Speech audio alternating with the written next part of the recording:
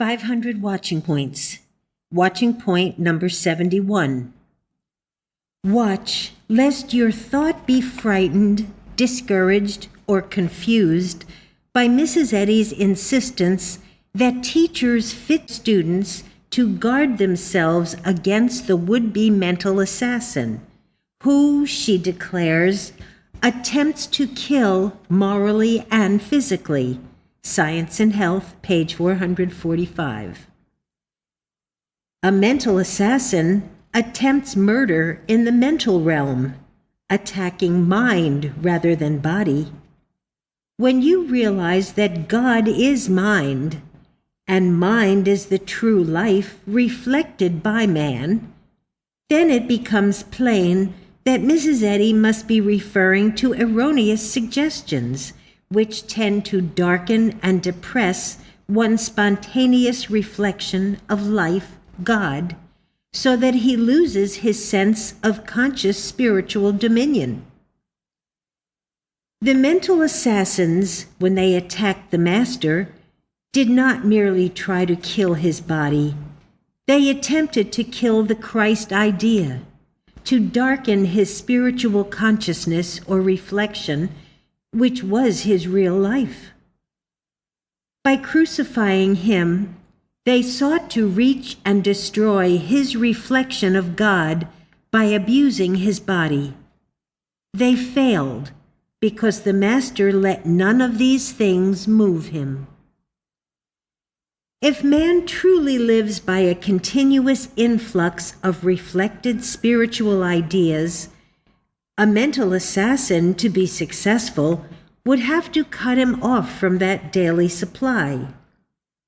To a mirror, a mental assassin would be the dust which, if not cleaned off each day, would dull its reflection.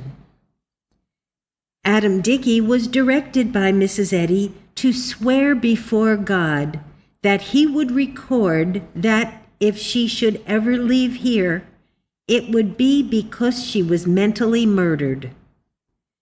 Many students have been disturbed by this information, yet the Master called the devil a murderer from the beginning.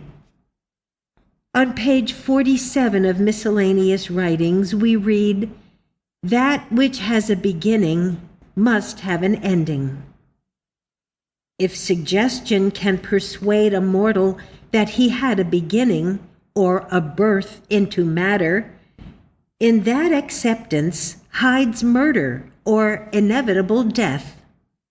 The suggestion of a beginning is the devil that murders or ensures an end for mortal man.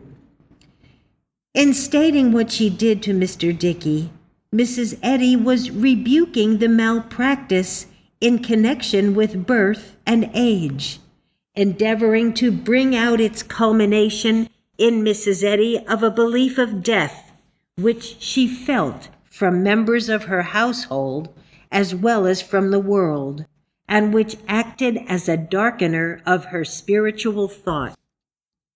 Mrs. Eddy knew that murder was always mental and never physical.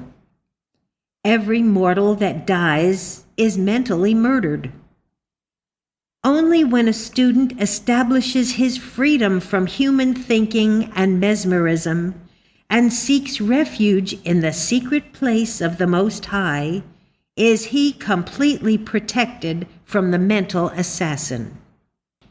Once, one of Mrs. Eddy's early students said to the writer with great pride that she was over 80.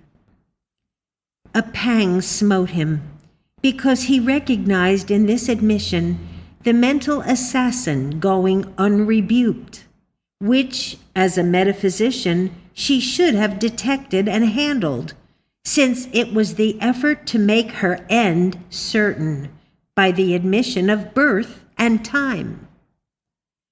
When the Bible asks, "O grave, where is thy victory?" we can answer that it is to be found in the belief of birth, since the grave wins its victory only as it persuades one to accept the belief of a beginning. The first step, therefore, toward overcoming death is to assail the lie and belief that asserts the reality of birth.